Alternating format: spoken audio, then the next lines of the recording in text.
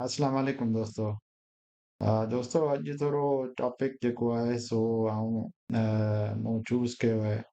उहो आहे इहो मलेशिया जी वीज़ा। हाणे मलेशिया जी वीज़ा जे बारे में छो जो आउं हिते रहां थो ऐं इलाही दोस्त जेके आहिनि से कचहरी में शामिल थियनि था, पेज ते अचनि था, ॾिसनि था, पोइ वरी मूंखे पर्सनल मैसेज कनि था ऐं उन पर्सनल मैसेज में घणो करे क्वेश्चन इहो हूंदो आहे, इहो सुवाल हूंदो आहे त मलेशिया जी वीज़ा जो कहिड़ो तरीक़ो आहे। घणो करे दोस्त जेके आहिनि से मलेशिया जी वीज़ा जो जेको पुछंदा आहिनि उन जो मक़सदु हिते इहो हूंदो आहे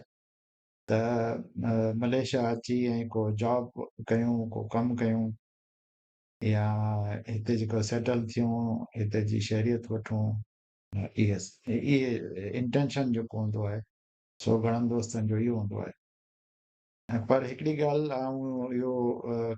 क्लियर करे छॾियां त मलेशिया में सेटल थियण जो जेको आहे सो तरीक़ो तमामु ॾुखियो आहे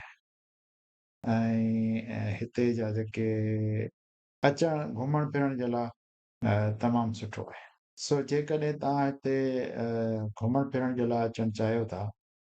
त तमामु सुठो मुल्क आहे, तमामु बहितरीन तव्हांखे स्पॉट्स मिलंदा घुमण जा, फिरण जा, तफ़रीह जा, फोटोग्राफी जा। तमामु सुहिणो मुल्क आहे, साओ आहे, ट्रॉपिकल गरम सीरी आहे, बरसातूं जाम पवनि थियूं ऐं हिकिड़ो तमामु सुठो टाइम तव्हां हिते गुज़ारे वेंदा अगरि घुमण फिरण ऐं सैर तफ़रीह लाइ अचो था। ऐं इन जी घुमण फिरण जे लाइ सैर तफ़रीह जे लाइ जेका वीज़ा आहे उहा बि का एतिरी ॾुखी कान्हे ऐं तव्हांखे अॼु आउं उहा जेका आहे सा हुनजो तरीक़ो जेको आहे सो कुझु गाइड कयां थो हिते ऐं तव्हां ॾिसंदा त तमामु ईज़ी आहे ऐं सवलो सवलो आहे ऐं आउं इनकरेज कंदुसि तव्हांखे हिमथाईंदुसि त तव्हां भले घुमण फिरण जे लाइ हिते अचो। तमामु सुठो मुल्क आहे, तव्हांखे तव्हां इंजॉय कंदा ऐं हिते कोन विसारींदा आहिनि मुल्क जूं जेके लैंडस्केप्स आहिनि, सीनरीज़ आहिनि, ख़ूबसूरती आहे, उहो कोन विसरंदी तव्हां। सेटल थियणु हिते, कमु करणु हिते, इहो ॾुखियो, तमामु ॾुखियो आहे। उहो टॉपिक अलॻि टॉपिक आहे ऐं उन ते बि केॾी महिल तव्हांखे एक्सप्लेन कंदुसि त कीअं जेको आहे थो हिते सेटल थी सघिजे थो। आहे ॾुखियो तमामु तरीक़ो ऐं आउं सम्झां थो त 99% जेके दोस्त आहिनि से क्वालिफाई कोन कंदा हिनखे। बाक़ी जेके 1% आहिनि उन्हनि जे लाइ आउं थोरो तफ़सील ॿुधाईंदुसि कंहिं ॿी वीडियो में। अॼु जी जेका वीडियो आहे हुनखे फोकस मुंहिंजो आहे उहो आहे टूरिस्ट वीज़ा जो। सो हुन जो तरीक़ो तव्हांखे थोरी देरि में आउं ॿुधायां थो। अच्छा, इहा ज़हन मां ॻाल्हि रखो त के दोस्त अगरि इहो सोचनि पिया त टूरिस्ट वीज़ा ते हलिया वेंदासीं पोइ पिया हुते कमु कंदासीं, इहा तमामु वॾी ग़लती आहे ऐं इन करण सां तमामु मसइलनि में पइजी वेंदा आहिनि माण्हू ऐं नुक़सानु थींदो आहे, अल्टीमेटली वापसि थींदो आहे, डिपोर्ट थींदो आहे ऐं उनजो नालो ब्लैक लिस्ट ते अची वेंदो आहे ऐं वरी दोबारा कॾहिं मलेशिया में दाख़िल कोन थी सघंदो आहे। इन करे इहो ज़हन में ई कढी छॾियो जेको टूरिस्ट वीज़ा ते अची ऐं तव्हां हिते रही ऐं जेको आहे सो हुनखे कन्वर्ट कराईंदा वर्क वीज़ा ते या वर्क परमिट ते ऐं पोइ हिते तव्हां रही पवंदा, इहो इम्पॉसिबल आहे ऐं इहो ब्लैक लिस्ट करे छॾींदो, दोबारा कॾहिं बि तव्हां मलेशिया कोन अची सघंदा। काफ़ी माण्हू अचनि था, उहे टूरिस्ट वीज़ा ते अचनि था, पोइ हिते रहियो था पवनि ऐं वीज़ा एक्सपायर थो थी वञे। पोइ काफ़ी एजेंट हिते अहिड़ा आहिनि खाऊ, घणो करे उहे बि मलेशियन कोन आहिनि, उहे बि इन पासे जा इंडिया जा, पाकिस्तान जा, इहे उहे बसि चवंदा असां तव्हांखे कराए था ॾियूं, असांजा कॉन्टेक्ट आहिनि इमिग्रेशन में, असीं तव्हांखे उहो कराए था ॾियूं, तव्हांजी पास ठाराए था ॾियूं, बसि एतिरा पैसा खपंदा, 10,000 रिंगट खपंदा, 5,000 रिंगट खपंदा ऐं एतिरो त मिसगाइड कंदा ऐं पोइ हर महीने उन्हनि खां पैसा घुरींदा। इन विच में उन्हनि खे किथे जेको आहे सो कंहिं इलीगल जॉब ते बि लॻाए छॾींदा, जिते पघार जेके आहिनि से उहे तमामु थोरा मिलंदा, 800 1000 रिंगट मिलंदो, तंहिंमां 500-600 रिंगट खपी वेंदा हलिया, बाक़ी 200 रिंगट 300 रिंगट बचंदा, उहे बि जेके आहिनि से अचण वञण में ऐं ख़र्च पखे में गाॾियुनि जा भाड़ा ई उन में लॻी वेंदा, ऐं तमामु ॾुखी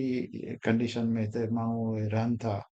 ऐं पोइ उन्हनि खे उहे ब्लैक लिस्ट में अचो था वञनि, वापसि बि कोन था वञी सघनि, डिटेंशन कैंप्स में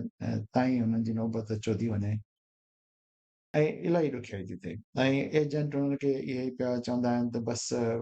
2 महीना खां पोइ कराए ॾींदासीं, 4 महीने खां पोइ कराए ॾींदासीं, ऐं इहो थींदो कोन्हे। अल्टीमेटली वापसि वञिणो पवंदो आहे, ऐं टाइम विञाए माण्हू ईंदो आहे, कमाईंदो कुझु बि कोन्हे। पर कुझु जेके लीगल तरीक़ा आहिनि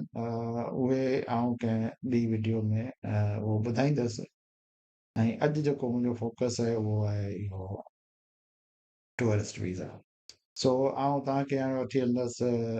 टूरिस्ट वीज़ा जिते मिले थी उन्हनि जी इन वेबसाइट ते, जिते तव्हांखे इहो अंदाज़ो थींदो, थोरो ॿुधाईंदुसि आउं त कीअं जेको आहे सो तव्हां हुते रजिस्टर कयो ऐं कीअं उहा वीज़ा वठो। हाँ दोस्तों, ही जेका आहे सा वेबसाइट आहे हिन जी मलेशिया वीज़ा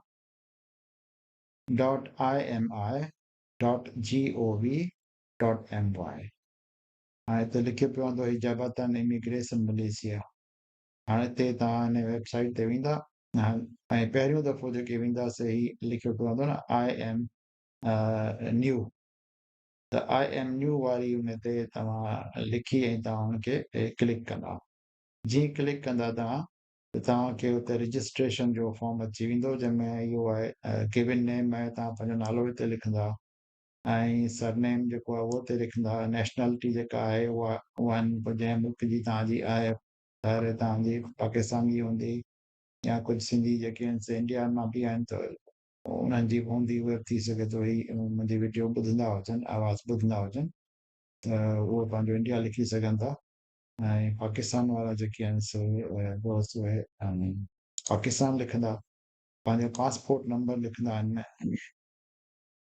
अच्छा, इहो ॿुधाईंदो हलां त हिन में जेको पासपोर्ट जेका इंफॉर्मेशन ॾियो बिल्कुलु एक्यूरेट ॾिजो, छो हिकु दफ़ो तव्हां उहा ॾेई छॾी उहा इंफॉर्मेशन, त उहा दोबारा चेंज कान थींदी, इन करे इहो तमामु केयरफुली पासपोर्ट नंबर लिखिणो आहे, हुन में ग़लती वग़ैरह न थिए। पोइ मेल फीमेल जेको बि आहे उहो ॾियो, ऐं तव्हां पंहिंजो जेको आहे सो डेट ऑफ बर्थ जेका बि आहे उहा तव्हां हुनमें जेका आहे सा उहा लॻाए छॾियो।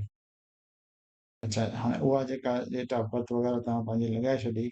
हुन खां पोइ जेको आहे सो हिते एड्रेस लिखंदो, एड्रेस बि बिल्कुलु सही लिखंदो, जेका एक्चुअल आहे जिथे तव्हांखे कोरियर वग़ैरह या जेको पहुची सघे उहो लिखो, ऐं पोस्ट कोड आहे, सिटी आहे, मुल्क आहे, फ़ोन नंबर तव्हां उहो लिखंदा जिते एम्बेसी तव्हां सां राब्तो करे सघे, सही लिखंदा।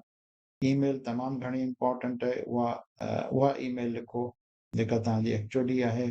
ऐं हिते पोइ तव्हां पंहिंजो पासवर्ड जेको आहे सो उहो जेको रखणु चाहियो था वेबसाइट जो उहो रखो। हुन खां पोइ तव्हांखे ही कैप्चा ईंदो, जीअं DH जेको बि आहे कैप्चा उहो हुनमें लिखी ऐं रजिस्टर जे लाइ क्लिक कयो। कैप्चा अगरि ही तव्हांखे लिखंदे लिखंदे टाइम घणो लॻी वञे त पोइ कैप्चा खे रिफ्रेश कयो त ॿियो कैप्चा अची वेंदो, पोइ उहो कैप्चा तव्हां हिते लॻो, ईअं करे तव्हांखे हिते रजिस्टर कयोसि। जीअं रजिस्टर तव्हां कंदा त पोइ तव्हांखे जेको आहे सो ईमेल ईंदी हिकिड़ी, उहा ईमेल में हिकिड़ी लिंक ईंदी, तव्हांजी जेका आहे सा ईमेल एड्रेस सही आहे, तव्हां हुनखे कंफर्म कंदा, जीअं कंफर्म कंदा तव्हांजी रजिस्ट्रेशन थी वेंदी। पोइ तव्हां जेको आहे सो वरी ईंदा हिन ते हिते रिटर्निंग यूज़र वारे ते, रिटर्निंग यूज़र वारे ते अची पोइ तव्हांखे हिते पंहिंजी ईमेल, पासवर्ड ऐं ही कैप्चा जेको आहे इहो जेको बि हुजे या रिफ्रेश कयोसि, जेको बि अचे उहो कैपिटल आहे या नंढी ABC में आहे, उहो उन बिल्कुलु उहो एक्यूरेटली उहा लिखी पोइ तव्हां साइन इन कंदो, साइन इन कंदो त तव्हां हुनमें अंदरि जेको आहे सो वेबसाइट में वेंदा, जिते तव्हांखे एप्लीकेशन सबमिट कराइणी आहे।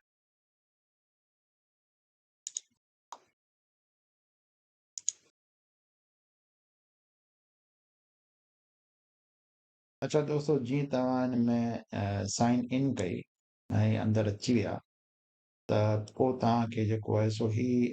इंटरफेस मिलंदो। मथे जाबातान इमिग्रेशन मलेशिया वग़ैरह वग़ैरह ई वीज़ा लिखियो पियो हूंदो ऐं हिते तव्हांजो जेको आहे नालो हूंदो ऐं हिते लिस्ट ऑफ एप्लीकेशन्स हूंदियूं आहिनि। लिस्ट ऑफ एप्लीकेशन्स में हिते हूंदियूं आहिनि जी हिकिड़ी जेका आहे सा ही लिस्ट ऑफ एप्लीकेशन मूं जेका आहे सा हिते सबमिट करे रखी आहे। सबमिट त कान कई आहे पर इहो हिनखे मूं जेको आहे सो ॾेखारियो थिए तव्हांखे उन लाइ जेको आहे सो हिनखे में हिकिड़ी क्रिएट कई। सो हाणे उन में इहो क्रिएट कई थींदी जो तव्हां हिते अप्लाई न्यू में ईंदा। हाणे जॾहिं न्यू में ईंदा त पोइ तव्हांखे हिते कुझु नोटिस वग़ैरह मिलंदा त फलाणी डेट ते आहे ऐं छुटी आहे हीअं फलाणा आहे जेको बि आहे हुनखे तव्हां प्रोसीड कंदा। हिते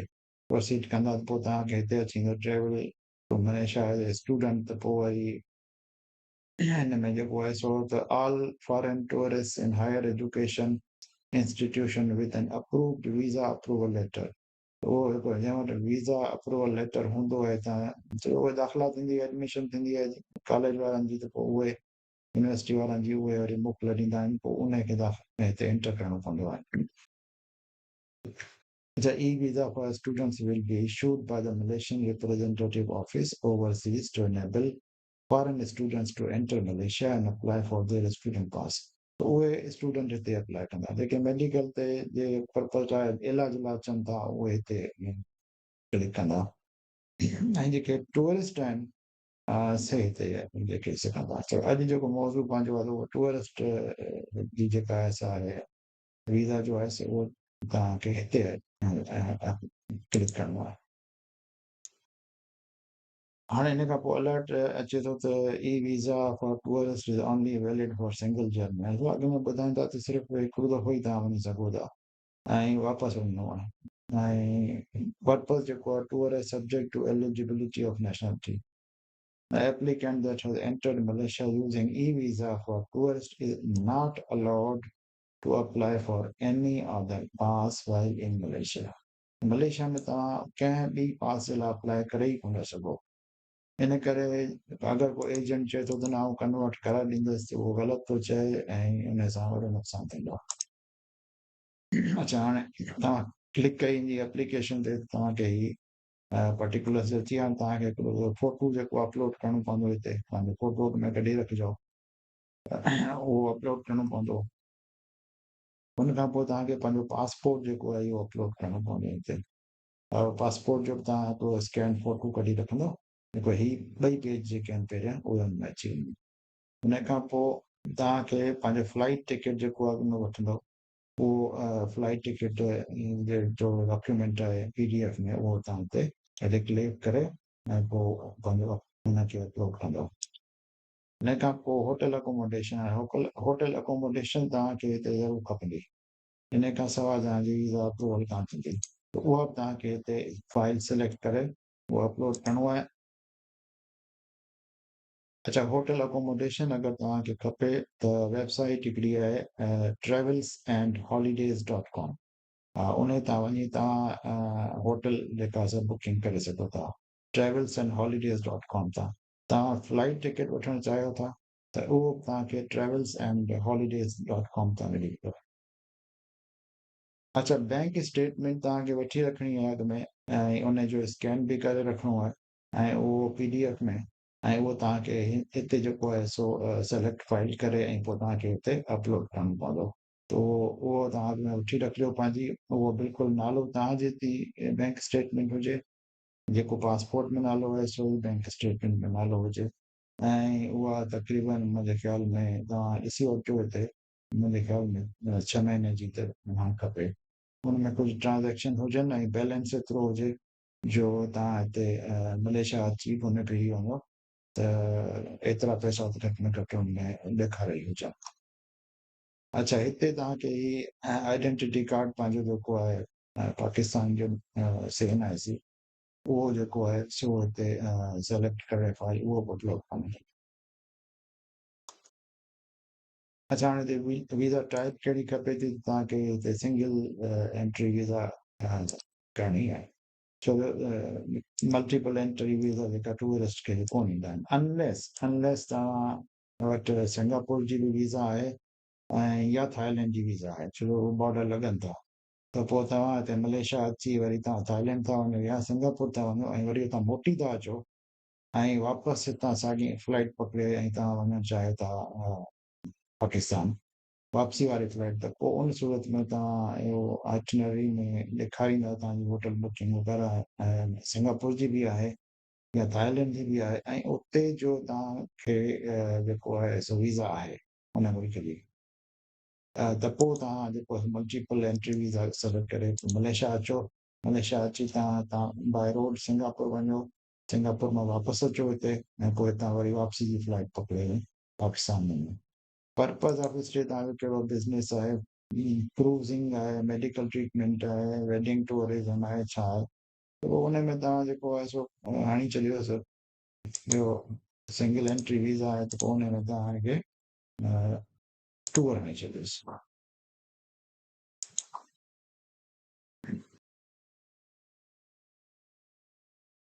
अच्छा हाणे हिन में तव्हांखे पर्टिकुलर्स जेके आहिनि उहे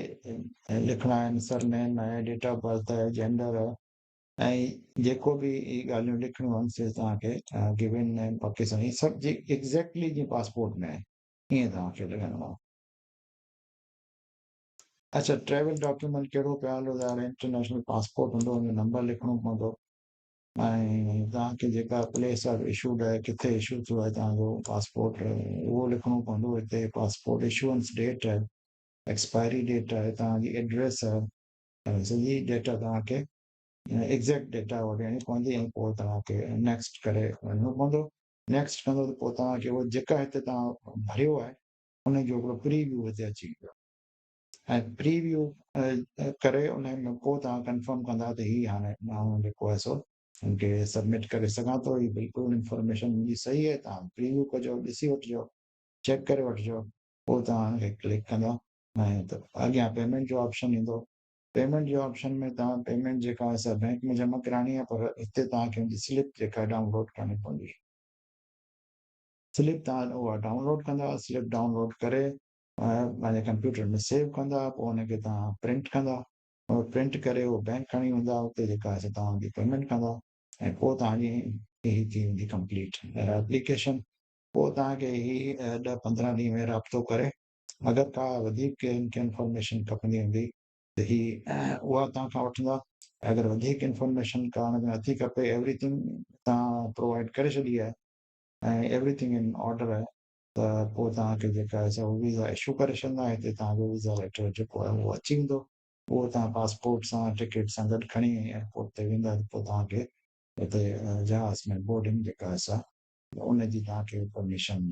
मिली वेंदी तव्हां बोर्ड करे ऐं हिते अची ऐं उहो घुमण जे लाइ अची सघो मलेशिया सो दोस्तो इहा हुई ॼाण थोरी जेका मलेशिया जी टूरिस्ट वीज़ा जे बारे में हुई उहा मूंखे जेका ॼाण हुई ऐं जेका वेबसाइट आहे उहा मूं खोले तव्हांखे सॼी हुनजी इंफॉर्मेशन ॾिनी आहे ऐं हाणे तव्हां बिल्कुलु घुमण अची सघो था को मसइलो कोन्हे तमामु सुठो मुल्क आहे तव्हांखे तव्हां इंजॉय कंदा वणंदो तव्हांखे बाक़ी हाणे वर्क परमिट ऐं वर्क वीज़ा वारनि जी बि ॻाल्हियूं आहिनि से थोरियूं ॾुखियूं आहिनि ऐं केॾी महिल आउं टाइम कढी इन ते थोरो जेको आहे सो तव्हांखे इहो कोशिशि करे आगाही ॾींदुसि ऐं बसि तेसि ताईं जेको आहे त नेक्स्ट वीडियो जेका आहे सा कंहिं टॉपिक ते हूंदी कंहिं ॿिए टॉपिक ते हूंदी हिन में सेलेक्ट कोन कयो टॉपिक सो उन वक़्तु ताईं जेको आहे सो बसि कॾहिं